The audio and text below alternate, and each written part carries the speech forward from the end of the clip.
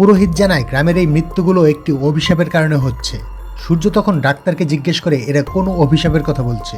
Doctor তখন অনেক বছর আগের সেই আগুনে পুড়িয়ে দেওয়ার কাহিনী সূর্যকে বলে এবং আরও বলে সেই দুর্ঘটনার পর থেকেই সেই বাড়ি থেকে কান্নার শব্দ শোনা যেত।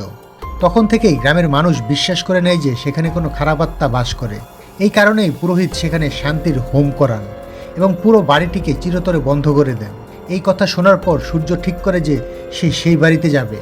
পরে সূর্য সেই বাড়িতে গিয়ে ভেতরে তালা ভেঙে ঢুকে পড়ে।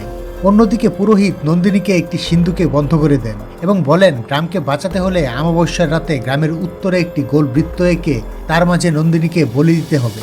যারা যারা নিজের রক্ত এই বলিতে দেবে তারাই কেবল বাঁচতে পারবে। কিন্তু এতে নন্দিনীর বাবা রাজি হন না। তখন গ্রামের লোকেরা জোর করে নন্দিনীকে নিয়ে যাওয়ার চেষ্টা করে।